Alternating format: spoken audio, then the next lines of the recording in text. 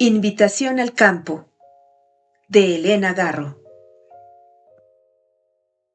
Desde que el ministro entró a su salón a las 7 de la mañana, a recogerla para la gira campestre, Inés supo que no era un hombre común, y que el paseo tenía un objeto preciso, aunque secreto.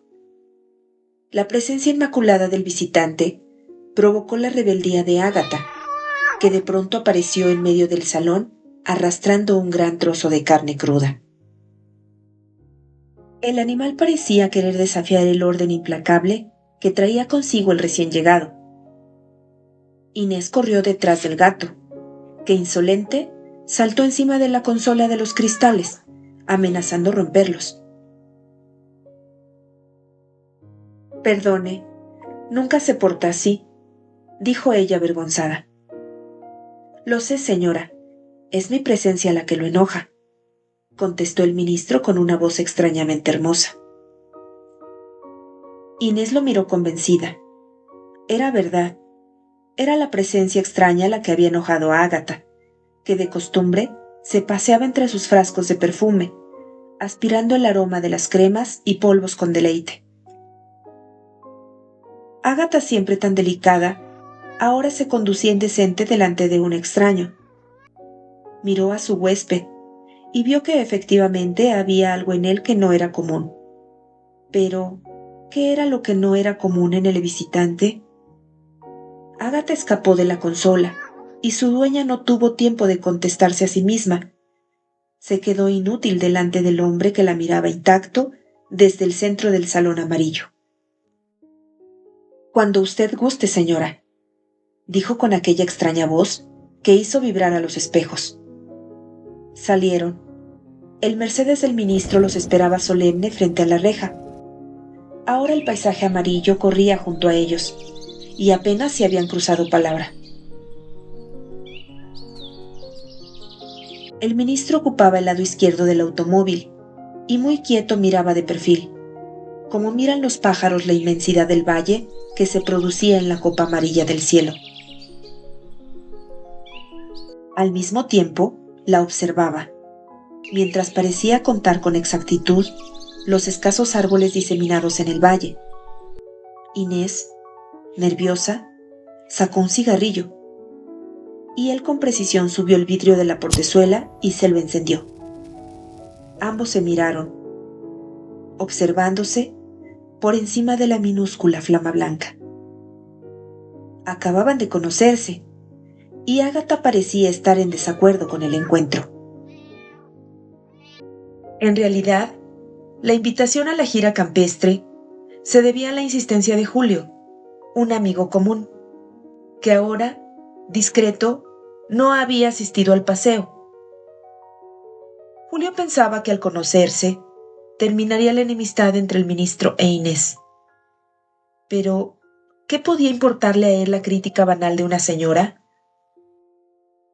Mientras encendía el cigarrillo, lo miraba a los ojos. Supo que el ministro no solo estaba por encima de las enemistades, sino que casi se atrevería a jurarlo, por encima de las amistades. Fumaba, observando el perfil de su acompañante. Es un ser aparte, y sus intereses son distintos a los nuestros, se dijo. Y al decir nuestros, ella se colocó en medio del común de los mortales, y su nuevo amigo en una dimensión diferente. Lo miró de reojo. Una melancolía extraña se desprendía de las líneas finas y agudas del hombre que iba sentado a su izquierda.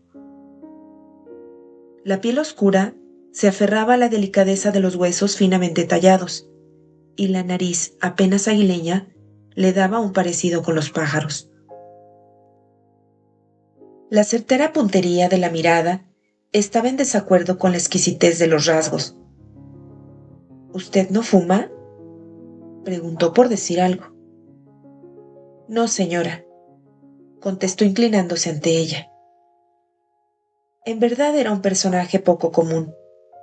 No podía explicarse en qué residía su extrañeza, tal vez en la voluntad de poder absoluto que se desprendía de él, en oposición con la apatía de ciertos gestos, como los de sus manos que revelaban a un escéptico. El resultado de esta contradicción era la nostalgia extraordinaria que se desprendía de su rostro y que se volvía contagiosa. De pronto se sintió invadida por una tristeza aguda que le hizo olvidar sus consideraciones sobre el extraño que la acompañaba. Abstraída, se dejó llevar por el paisaje y olvidó el lugar y la compañía en que se hallaba. Su memoria se diluyó en la luz de la mañana y ella y su acompañante se convirtieron en minúsculas sombras reflejadas en una luminosa pantalla china. Su vida se escabulló por una misteriosa rendija abierta en el tiempo de la mañana y no le quedó ninguno de sus gestos anteriores al viaje. Volvió los ojos. Lo único real era el perfil de su acompañante, al que había visto en los frisos mayas. El corte casi a rape de sus tupidos cabellos blancos contrastaba con la fragilidad de los párpados. «Es un mandarín», se dijo, y se sintió desordenada junto al orden matemático del personaje. Se arregló los cabellos. «El pelo rubio se le ve bien en desorden», comentó el ministro con su voz grave que brotó de su pecho delgado, poderosa de resonancias. «¿Le gusta la música?», preguntó Inés, quizás asociándola con la voz de su reciente amigo. «Siempre que trabajo la necesito, señora», dijo el mandarín con su misma hermosa voz. Había algo muy poderoso, muy antiguo en la voz que le hablaba.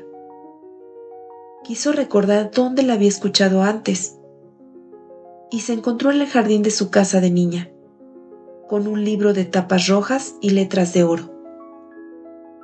Al abrirlo, de sus páginas se desprendió una música melodiosa que le impidió la lectura y la dejó absorta frente al dragón que hipnotizaba al caballo, montado por un príncipe de ojos rasgados. Atrás, muy atrás, perdido en el infinito espacio de la página, una torre, que ella llamó campanario. Ese campanario me recuerda al caballo de la procesión de mi pueblo. Inés se volvió sobresaltada. El ministro sonreía apenas, señalando con su sonrisa un campanario pequeño y lejanísimo, que se dibujaba blanco en la luz infinita de la mañana. El caballo es blanco, señora. Todo el año lo cuidan, lo alimentan con trigo fino y lo hacen dormir en hierba tierna. Las jóvenes vírgenes lo bañan y lo peinan, y el día de la fiesta lo adornan con borlas azules y en sus crines colocan cascabeles de oro. Cuando sale el caballo a la procesión, todos la olvidan para seguir el ritmo de sus pasos y la música de sus crines, dijo sonriendo. Inés tuvo la impresión de que le hablaba del cuento que encerraba el libro rojo, que ella no leyó por admirar las imágenes. Una vez me tocó condenarlo a presidio. Era demasiado hermoso y distraía la fe del pueblo. El juicio se lo hicimos al pie del campanario, cuando ya estaba engalanado para la fiesta. El ministro se inclinó ante ella y susurró: «En la política, señora, se condena la belleza cuando ésta interfiere con el poder. Así, tuve el apoyo del sacerdote y los votos de los feligreses que necesitaba para mi candidatura de diputado». El campanario desapareció cuando el ministro terminó de hablar. El paisaje se deslizaba como una interminable sucesión de reflejos. Avanzaban por una corriente que los llevaba sin esfuerzo. Al final del viaje, se descorrería la cortina de luz por la que viajaban y hallarían un milagro inesperado. El poder era justamente cruzar las fronteras que nos limitan. y el nuevo amigo de Inés era la concentración extraña del poder absoluto. Con esta convicción, Inés se volvió a mirar al hermoso mandarín que viajaba junto a ella y descubrió en su rostro una imperceptible ironía, como si acabara de leer sus tontos pensamientos. ¿Para qué me habrá invitado?, se preguntó sobresaltada, y él se inclinó ante ella. ¿Es usted curiosa, señora? Sí, aceptó Inés. Lo único que vale la pena es ver lo que está delante del tiempo, contestó desplegando una sonrisa inmaculada. Inés no supo qué contestar. Se volvió a mirar hacia atrás y se encontró con la comitiva de coches oficiales que lo seguían. A través del vidrio ahumado, el cortejo se volvía fantasmal. Le pareció absurdo que los escoltaran. Miró hacia adelante y dio con la grosera nuca del chofer. Antes no había reparado en él. Todo el tiempo había creído que en el Mercedes solo iban ella y el ministro. Tal vez esta impresión se debía al poder invasor de su nuevo amigo, que con solo estar oscurecía todas las presencias. Observó que los cabellos del chofer eran más largos que lo usual y que caían gruesos sobre el cuello negro del chaquetín. ¿Se puede hablar de cualquier cosa?, preguntó ella, haciendo alusión a la presencia del chofer. Sí, señora. En este paraje solo estamos usted y yo. Inés no tenía nada que decir. Prefirió mirar al sol, que ahora se había vuelto muy pálido. Los pinos de la sierra helaban el aire que golpeaba los vidrios del Mercedes. El ministro se volvió a ella y le subió el cuello del abrigo de pieles blancas. Después, volvió a su quietud de friso maya. Inés sintió que su gesto había sido puramente cortés y que en realidad le producía horror cualquier contacto extraño. Le tocó el hombro con la punta de los dedos. Abríguese, le aconsejó con voz suave. El ministro la miró con frialdad, como si su gesto hubiera amenazado el orden secreto en el que él se movía. Después, se ajustó las solapas de su abrigo de viaje de un gris metálico y brillante. Los pinos empezaban a escasear, y el viento de las altas cumbres sopló con violencia sobre las rocas blancas. Cada minuto acusaba al silencioso personaje. Era más que un político, y su poder lo ejercía más allá de los límites conocidos. Desde su ámbito desconocido, usaba una fuerza antiquísima que la lanzaba a su más olvidada infancia. La voluntad y los pensamientos de Inés cayeron rotos ante la omnipotente imagen y no se atrevió a mirarlo más. El auto desembocó en un valle de luces blanquecinas. Entre las rocas crecían algunas hierbas pálidas y secas. El viento levantaba arenas pequeñísimas, que al reflejarse en la luz, daban al aire una consistencia quebradiza. Al final del camino, cerrándolo, un enorme grupo de automóviles dispuesto en forma de abanico esperaba. El Mercedes aminoró la marcha. A medida que fueron acercándose, Inés vio delante de los cofres, cuyos remates niquelados brillaban como cuchillos, a un grupo de hombres vestidos de oscuro, que de pie frente a los automóviles esperaban también. Los hombres llevaban gafas negras. Se detuvieron frente a ellos. El ministro no pareció inmutarse ante los extraños, que presurosos rodearon al vehículo. Uno de ellos abrió la portezuela y el ministro bajó. Se estableció un diálogo que Inés no logró descifrar. Vio, en cambio, que su presencia los perturbaba, como si ella perteneciera a un orden distinto, pues la miraban con fijeza. El ministro permanecía impasible y se movía con soltura, como si supiera de antemano lo que ellos le decían. Miraba en torno suyo, sin hacer caso de sus palabras. La comitiva personal del ministro descendió de sus automóviles y se mezcló con el grupo que los había estado esperando. De pronto, el ministro avanzó grácil hasta la portezuela abierta del Mercedes y le tendió la mano invitándola a bajar. ¿No baja, señora? Inés obedeció a la invitación. Una vez en tierra, se sintió insegura. De cerca los hombres tenían un extraño color tierra, y sus mejillas y sus bocas parecían barro rajado. Sus corbatas de colorines contrastaban con sus pelos resecos cubiertos de polvo y sus nucas marchitas. No podía verles los ojos a través de los vidrios ahumados. Eran gordos y se movían con torpeza. Dos de ellos extendieron el brazo para señalar un camino invisible, e Inés vio que de sus palmas rojizas iba a brotar sangre. Con una mirada, el ministro le indicó que se colocara a su lado, y ambos se echaron a andar. Los hombres se detuvieron al borde del camino y abrieron un mapa marcado con algunas cruces. «Aquí es», dijeron dos de ellos desdoblando el mapa. El ministro, sin hacer caso de su indicación, contempló el paisaje blancuzco, que se extendía como un enorme mar.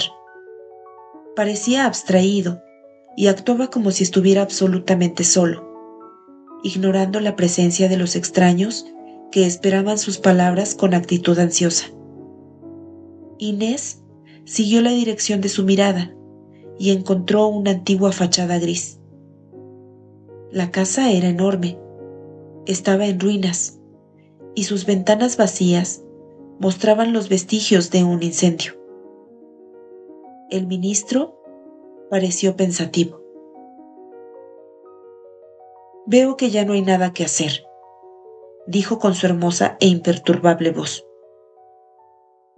El hombre al que llamaban señor gobernador se acercó nervioso al ministro con intenciones de decirle algo, pero solo produjo el ruido hueco de unos dientes de porcelana al entrechocar unos con otros adentro de su boca vacía.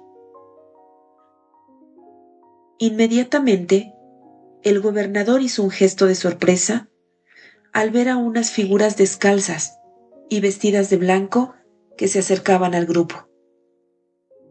Los hombres de gafas negras formaron un semicírculo amenazador, mientras el ministro permanecía impasible.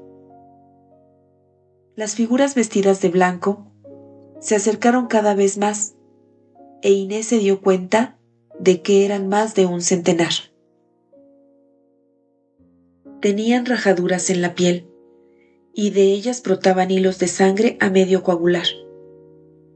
Las mechas negras les caían lacias sobre los rostros exangües. Las ropas blancas eran garras, y de sus bocas entreabiertas no salía una sola palabra. «Haré lo que pueda por ustedes, lo haré», repitió el ministro con voz clara y sin perder la sangre fría. Después, acompañado por Inés, se alejó rápidamente de la orilla del camino, y ambos subieron al Mercedes. El automóvil partió raudo. El paraje estaba absolutamente quieto, y no soplaba ningún viento. Inés no sabía si iba de ida o de regreso, y si estaba dormida o despierta. En el valle sin viento, se quedaron los hombres vestidos de oscuro y los hombres vestidos de blanco. El ministro se volvió hacia ella. «Ya vamos a llegar», anunció con una sonrisa apenas esbozada. Su voz estableció un tiempo preciso, e Inés pareció olvidar lo que acababa de suceder. Sin embargo, lo seguía recordando. Aunque ahora carecía del orden exacto de la visión, solo rescataba imágenes fragmentadas, gestos sueltos y la extraña sensación de haber visitado un paraje prohibido. El Mercedes entró a la boca de un valle frío, igual al que acababan de cruzar. Inés miró el rostro exquisito de su amigo y no halló ningún rastro que indicara que volvían al lugar del que acababan de partir. El terreno era ondulado y las hierbas se mecían al compás de un viento helado. Estaba segura de que era el mismo valle y de que solo la luz había cambiado. Al final del camino, cerrándolo, un grupo de automóviles dispuesto en forma de abanico esperaba. El Mercedes aminoró la marcha. A medida que fueron acercándose, Inés vio delante de los cofres, cuyos remates niquelados brillaban como cuchillos, a un grupo de hombres vestidos de oscuro, que de pie, frente a los automóviles, esperaba también. Los hombres llevaban gafas negras. El Mercedes se detuvo suavemente frente a ellos. El ministro no pareció inmutarse ante la presencia de los extraños, que presurosos rodearon el vehículo. Uno de ellos abrió la portezuela y el ministro bajó a tierra. Su figura enfundada de gris se recortaba ligera en medio de las figuras obtusas de los extraños. Se estableció un diálogo que Inés no logró descifrar. Vio, en cambio, que su presencia los perturbaba, como si ella perteneciera a un orden diferente, o fuera un testigo inoportuno, pues miraban hacia ella con fijeza, a través de sus gafas negras. El ministro permanecía impasible y se movía entre ellos con soltura, como si supiera de antemano lo que ellos le decían. Miraba en torno suyo, sin hacer caso de sus palabras. La comitiva personal del ministro descendió de sus automóviles y se mezcló con el grupo que aguardaba. De pronto, el ministro avanzó grácil hasta la portezuela abierta del Mercedes y le tendió la mano. ¿No baja, señora? Inés obedeció a la invitación. Una vez en tierra, se sintió insegura. Detrás de cada par de gafas negras, adivinaba miradas indecentes. Miró las corbatas brillantes y los pelos llenos de vaselina de los hombres que esperaban. Parecían ávidos y groseros dentro de sus cuerpos redondos por la grasa fácil. Los bultos de las pistolas les deformaban los talles. «Es por aquí», dijeron dos de los hombres, señalando la orilla del camino. En sus dedos gordos y negros brillaban verdes las esmeraldas y cristalinos los diamantes de los anillos con los que se adornaban. El ministro contempló el paisaje ondulado que se extendía como el mar. Parecía abstraído mientras los otros esperaban sus palabras con ansiedad. Inés siguió la dirección de su mirada y encontró una hermosa fachada gris. La casa lejana era enorme y sus ventanas estaban cuidadosamente cerradas. El ministro pareció pensativo. ¿Y eso?, preguntó señalando con su sonrisa la fachada lejana. «Es la antigua hacienda de los Lechuga», contestó el hombre al cual llamaban señor gobernador, y que se relamía los labios resecos de color barro, entre los cuales brillaba la perfección de porcelana de unos dientes postizos. «¿Y ahora quiénes son los dueños?», preguntó el ministro sin cambiar de actitud. «Los Lechuga», contestó el gobernador con la voz incómoda. Después se echó a reír como para facilitar el diálogo. ¿Son estas las tierras que se van a tomar?, preguntó el ministro sin mirar a nadie en particular. ¿Las de los Lechuga? No, hermanito. Esas tierras son inafectables, contestó el gobernador con voz hueca. Son estas, dijeron los hombres al mismo tiempo que abrían un mapa, que colocaron delante del ministro.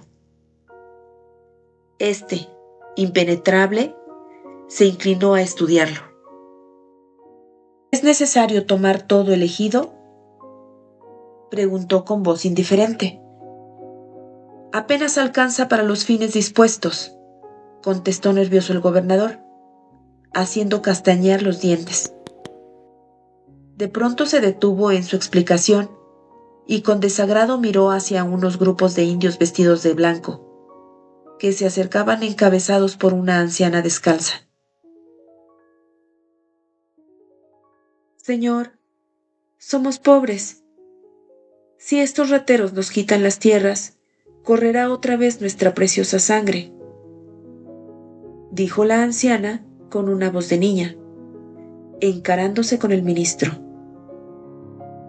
El grupo de hombres con gafas negras se abrió en un semicírculo amenazador. «Cállate, vieja.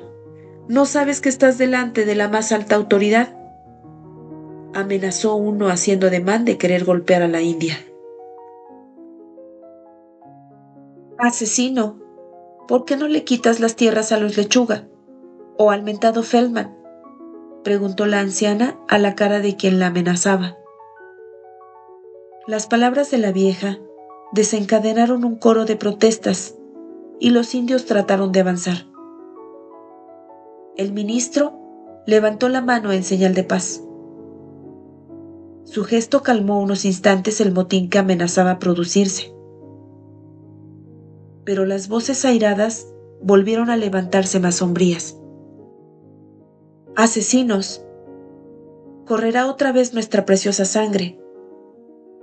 «¿Qué dicen? ¿Nos acusan de asesinos?», preguntó airado el gobernador. «Sí. ¿No mataste a los de Santa María para robarles sus tierras?», contestaron los de blanco. El ministro levantó la mano en señal de paz. «Haré lo que pueda por ustedes. Para eso vine aquí». La voz del ministro pareció calmar a los airados. En ese instante, con un gesto, dispersó a los pistoleros y alejó al gobernador.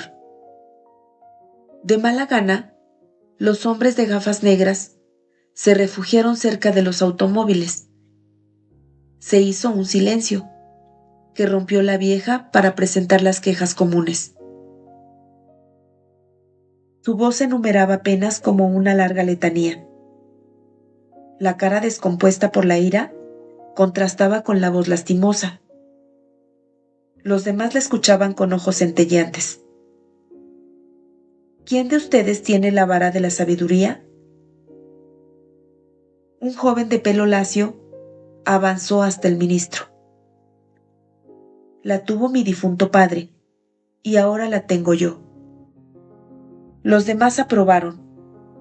De todos los recodos del paisaje, avanzaban los indios envueltos en sus trajes en garras de color blanco.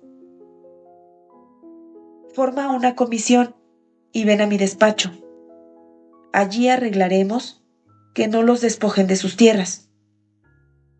Su voz sonó sin convicción, como si de antemano supiera lo inútil de sus gestos y de sus palabras. Los campesinos se calmaron y guardaron silencio. Su cólera se esfumó en la hermosa luz de la mañana. Con ojos ávidos, siguieron los gestos delicados y las palabras comunes que el ministro les regalaba. Les hablaba de cualquier cosa, sin énfasis, con una indiferencia completa. De cuando en cuando, subrayaba las frases con una sonrisa. El diálogo se volvió una charla impasible. A lo lejos, los hombres del gobernador lo miraban ceñudos.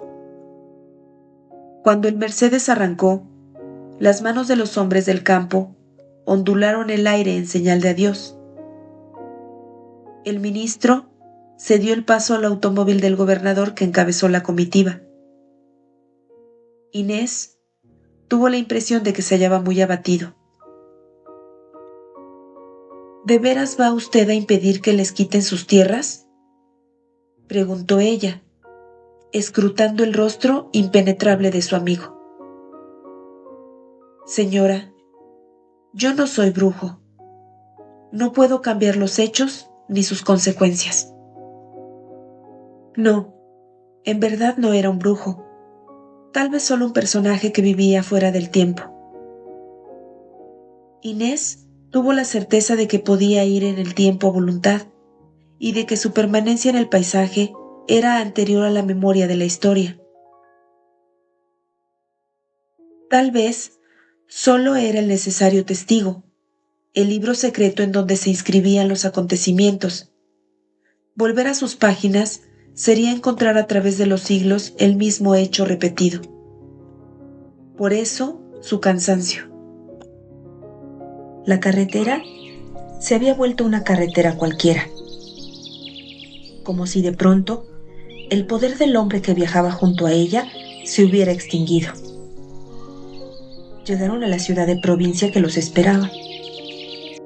Visitaron el palacio de gobierno, en donde el ministro revisó casi sin ver los mapas que parecía conocer de memoria.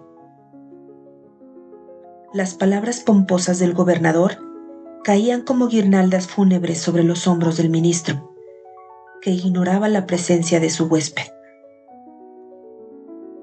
Después, los condujeron a un hotel de grandes ventanales, en donde aguardaba un banquete.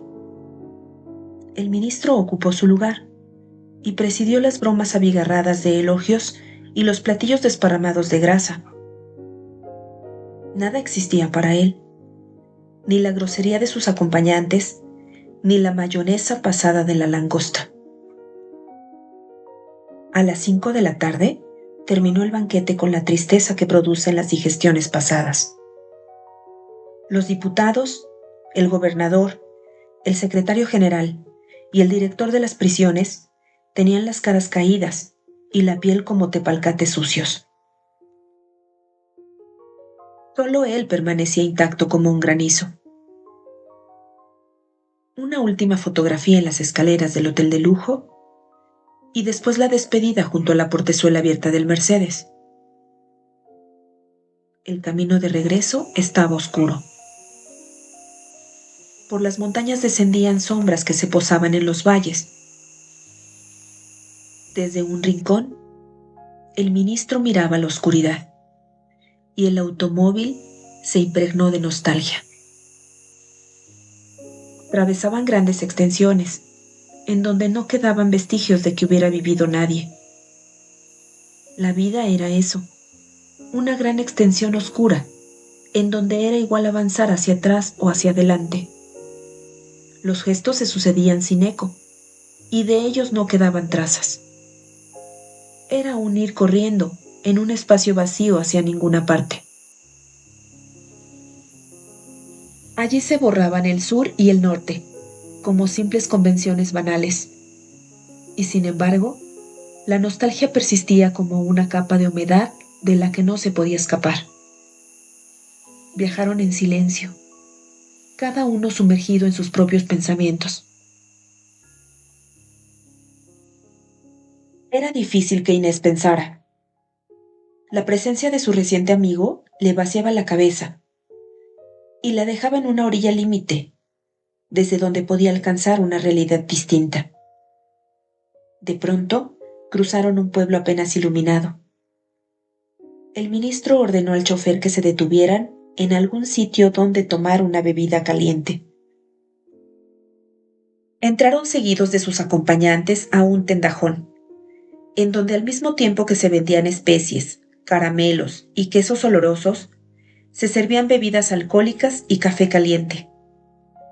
El piso era de tierra, y el pequeño mostrador grasiento estaba pintado de un color canario.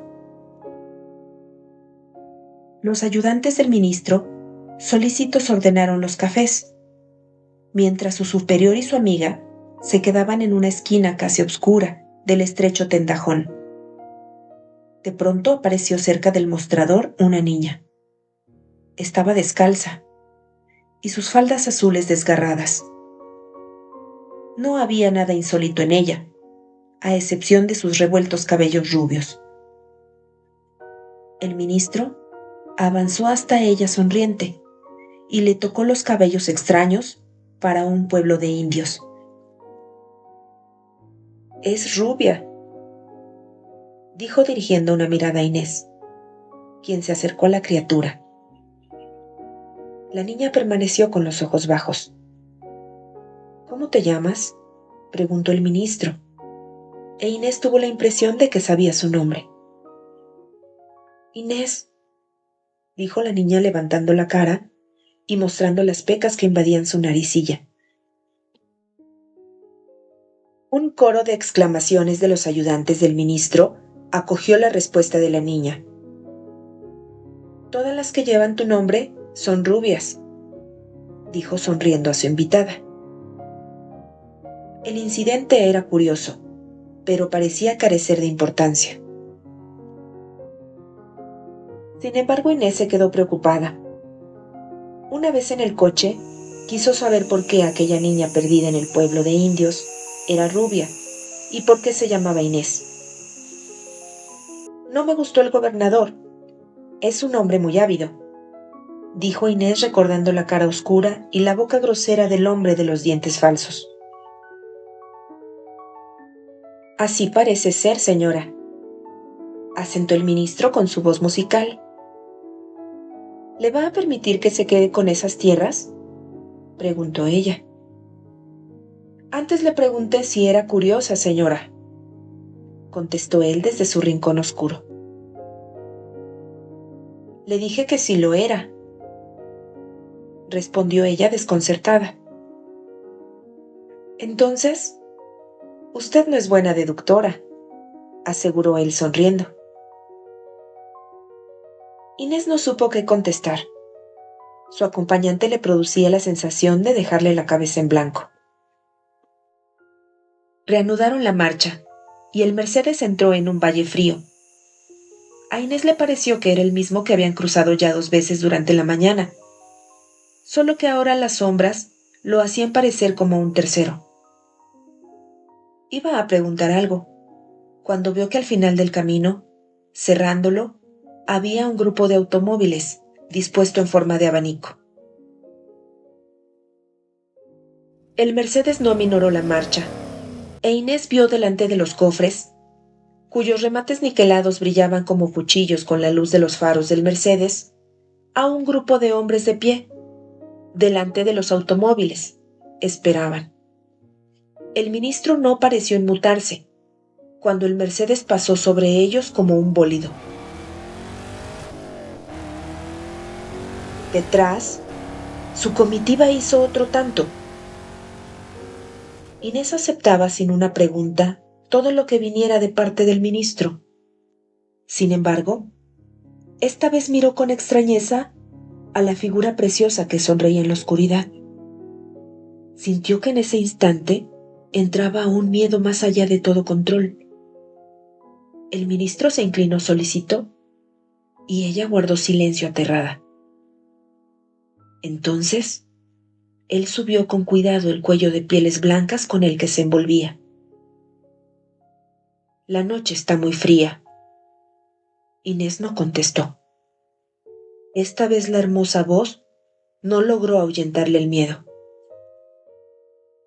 Al contrario, pensó que detrás del engaño de su música se encerraba un poder mortal, y procuró mirar la noche para olvidar las visiones absurdas que creía haber visto ya 2 veces durante el mismo paseo. Además de fría, la noche brilla como un juego de espejos, agregó la voz seductora. Sí, como un juego de espejos, repitió ella, sintiendo que detrás de la palabra espejo se encerraba un misterio. El ministro se inclinó ante ella, que guardaba silencio aterrada. En mi pueblo, señora, tuve que encerrar en la cárcel a José Isabel Reyes. Usted no sabe por qué lo hice, no me juzgue mal. Era un hombre muy peligroso. Podía reflejar a voluntad el futuro. Usted le llama videncia, ¿verdad? Pero no es exactamente eso. José Isabel Reyes no se conformaba con ver el futuro, sino que lo desplegaba a voluntad delante de los ojos de los otros. Así, les quitaba la fe a todos. Nadie creía en los hechos, porque José Isabel les enseñaba en hechos las consecuencias de los mismos. Él sabía que yo era el que lo iba a apresar. Yo no. Una noche llegó hasta mi casa y platicamos. Después venía todas las noches. Y en efecto, el tiempo son imágenes que se proyectan en espacios sucesivos, como un juego de espejos. El todo era colocarse en el ángulo favorable. Por eso, José Isabel Reyes era peligroso. Inés guardó silencio. El ministro tenía una manera peculiar de pronunciar el nombre de José Isabel Reyes. Era como si se lo presentara delante y ella se sintiera avergonzada detrás de una presencia indiscreta. La voz del ministro tenía además el don de hacerle olvidar todo lo que sabía sobre ella misma y recordarle todo lo que ignoraba sobre sí misma. Por ejemplo, ahora su voz había borrado el extraño paisaje que habían cruzado 3 veces. No sabía por qué siempre estaban allí los mismos hombres, y no se le ocurría preguntárselo. Esta última vez habían pasado sobre ellos sin inmutarse. Iba a preguntar cuando vio que habían llegado a la ciudad. Casi sin sentirlo, se encontró frente a su casa. El Mercedes se detuvo, y detrás se detuvo la comitiva. El ministro bajó y la ayudó a salir del vehículo. Una vez en la luz de los arbotantes, se volvió hacia el chofer.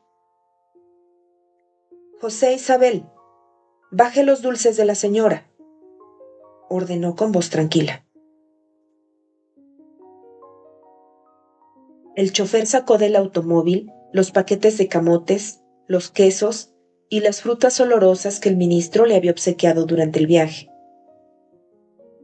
Inés vio cómo el viejo mandarín se inclinaba ante ella. Lo último que le oyó decir la dejó pensativa. Lea usted los periódicos del 7 de mayo. Faltaban todavía 5 meses para que llegara mayo. Ahora, el día con su escalofriante noticia estaba sobre la bandeja de su desayuno. En Tlacopa, en un motín de campesinos, hallaron la muerte del gobernador y sus amigos. Inés llamó al ministro por teléfono. Su voz melodiosa parecía la misma. Hoy andamos juntos usted y yo en los altos de Tlacopa, señora. ¿No recuerda que la invité a una gira campestre? ¿Y José Isabel Reyes, señor ministro? No me lo tome a mal, señora. Tuve que encarcelarlo por ser un hombre muy peligroso.